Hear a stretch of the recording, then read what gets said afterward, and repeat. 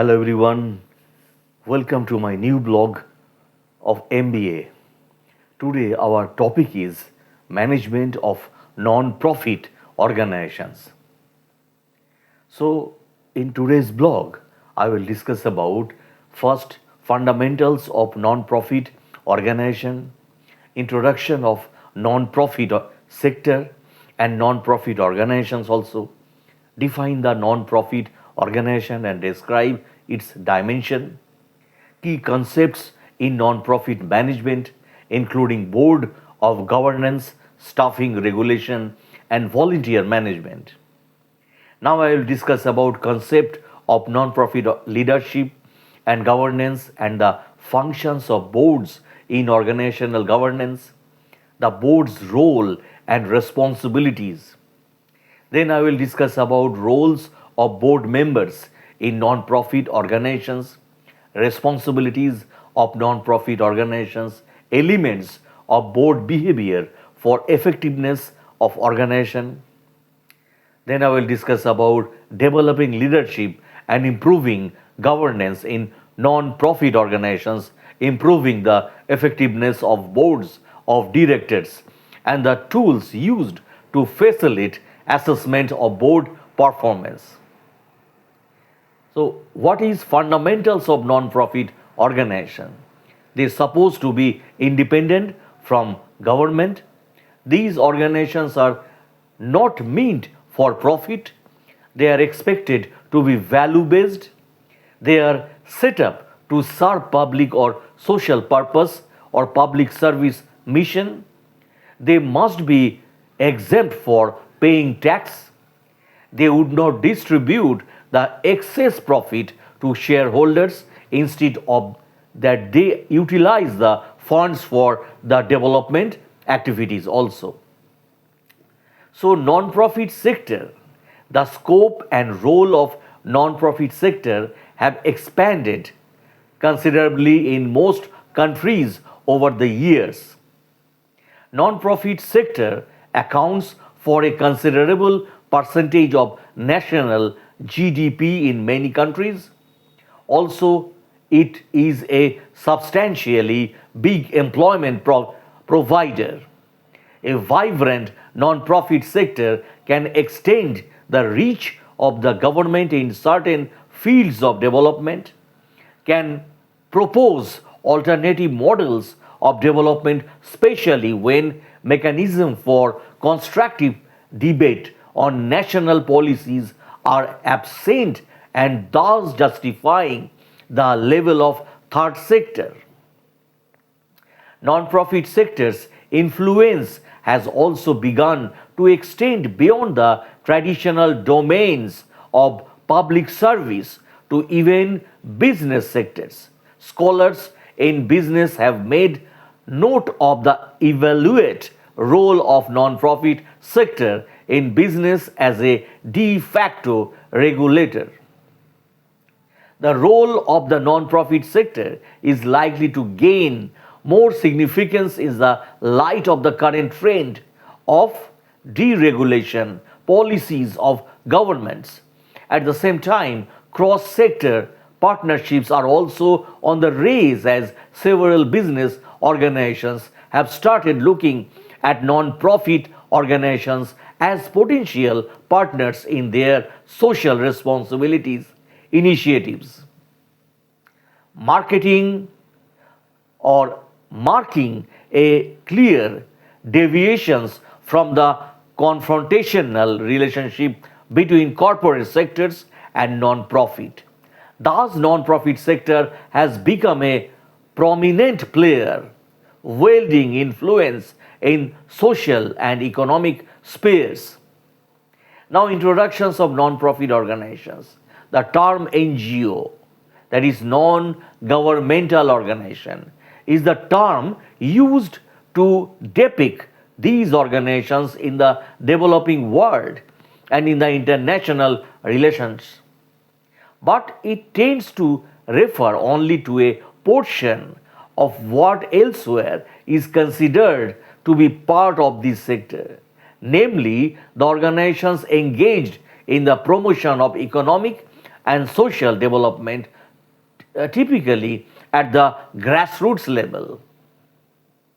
Define the non-profit organizations and describe its dimension. Non-profit organizations NPO is generally understood as an organizational entity whose primarily objective is not profit related. One can find different approaches in literature to defining non-profit organizations. These approaches are discussed briefly. As a simple way to delineate non-profit organizations is to identify them by their legal status. By this approach, the legal framework of the country is questioned determines the non-profit nature of the organization. Now, key concepts in non-profit management, including board or governance, staffing, regulation, and volunteer management. Before a process of incorporating or registering an organization can be gone through, it is necessary to first establish the type of organization and a board of management, directors, or an advisory board, and arrive at the organization's vision and mission. The members of the management as a group have trustee and legal responsibility for the actions and operations of the organization. There are minimum levels of involvement required of board members in organizational and operational management. Now, key concepts in non-profit management, including board of governance, staffing, regulation, and volunteer management. Governance, planning and program, formulations and implementations, financial management and resource development or fundraising, human resources and information management, and marketing and public relations.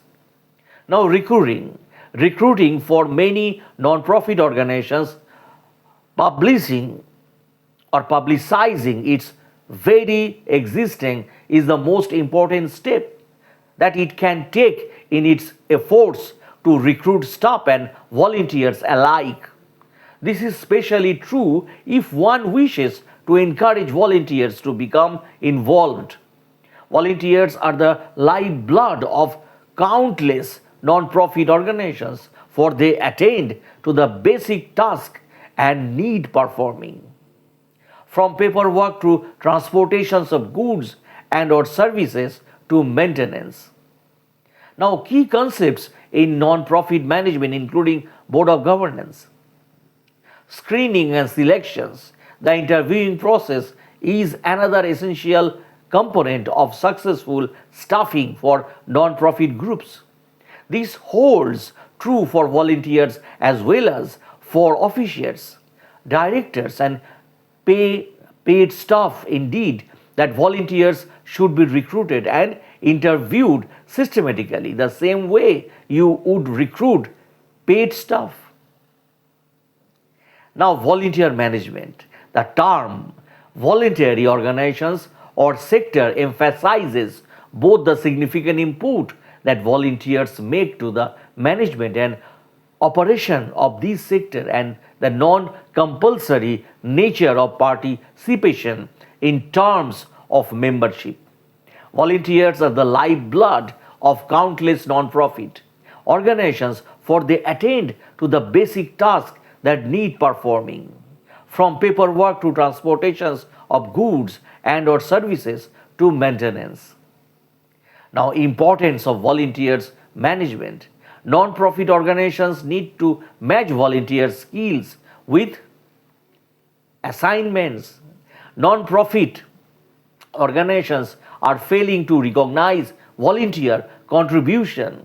Non-profit organizations are not measuring the value of volunteers. Non-profit organizations are failing to train and invest in volunteers and staff, failing to provide strong leadership. Good volunteers management practices. Now we discuss about this. Making volunteer skills with appropriate assignment. Recognizing the contributions of volunteers. measuring the impact of volunteers annually, providing volunteers training and professional development, training paid staff to work warranty. Now recognize that all personnel, whether they are heading up your organization's uh, annual fundraising drive or lending a hand for a few hours every other Saturday, have an impact on the group's performance. Certainly, some positions are more important than others, but countless non-profit managers can attest to the fact that an underperforming, unethical, or unpleasant individual can have an enormously negative impact on organization morale and or organization reputations in the community. This can be true of the organizational volunteer as well as full-time staff member. Use an application form that covers all pertinent areas of the applicant's background. Ensure that your screening process provides information about an individual's skills, attitude, and knowledge.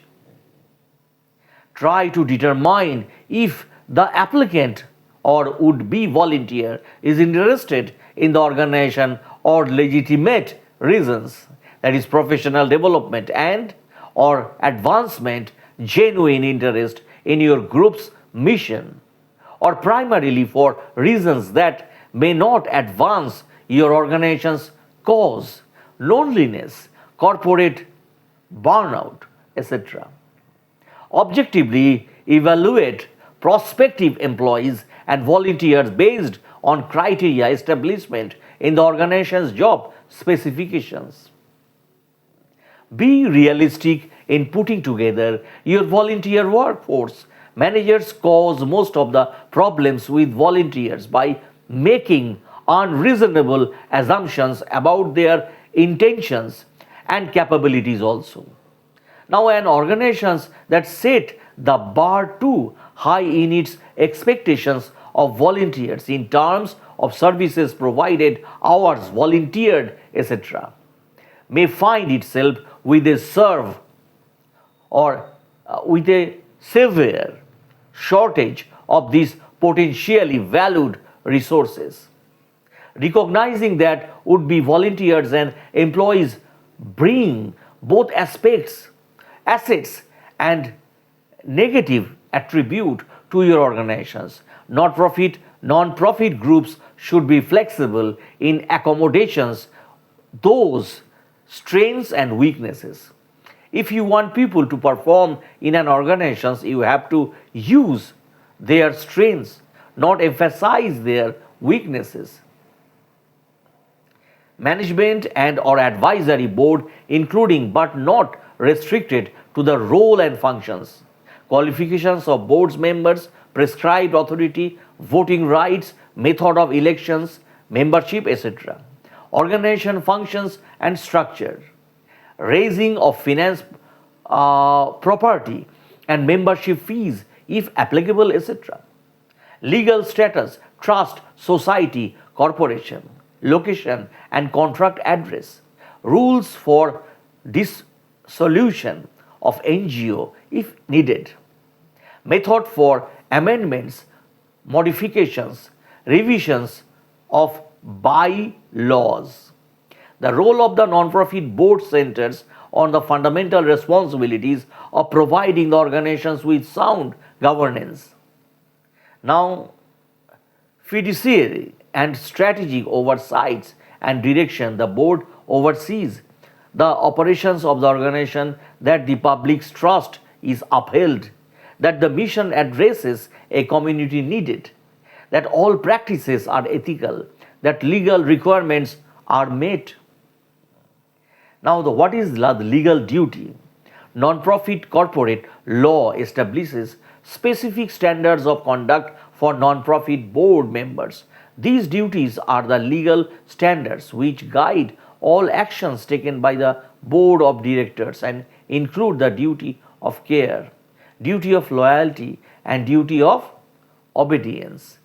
Duty of care requires board members to discharge duties in good faith and with the care that an ordinary or ordinarily prudent person would exercise in a like positions and under similar circumstances.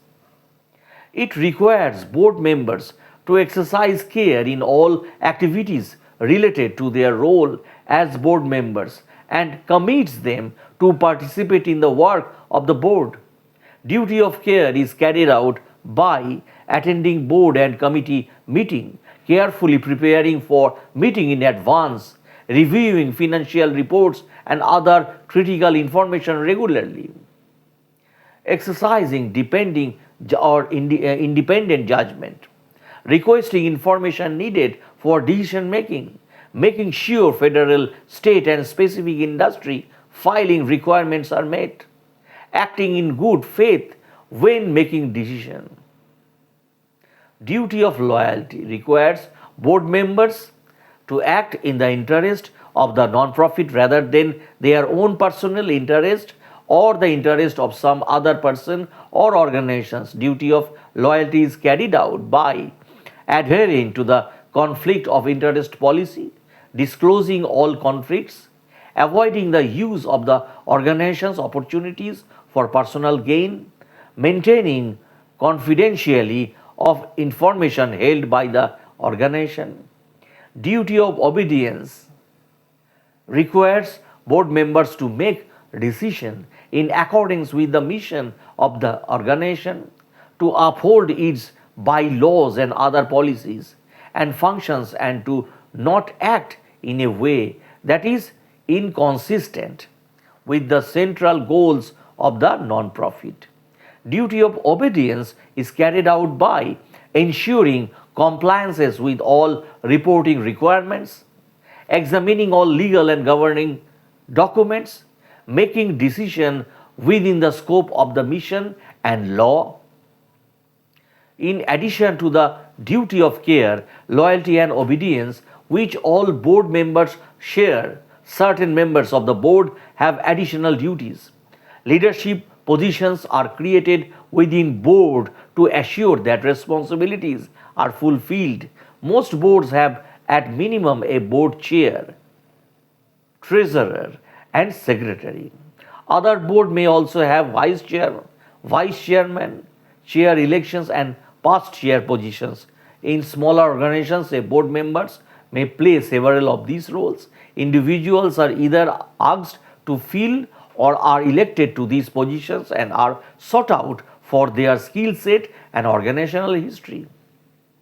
And officers, the board chair is responsible for leading the board in practices of good governance.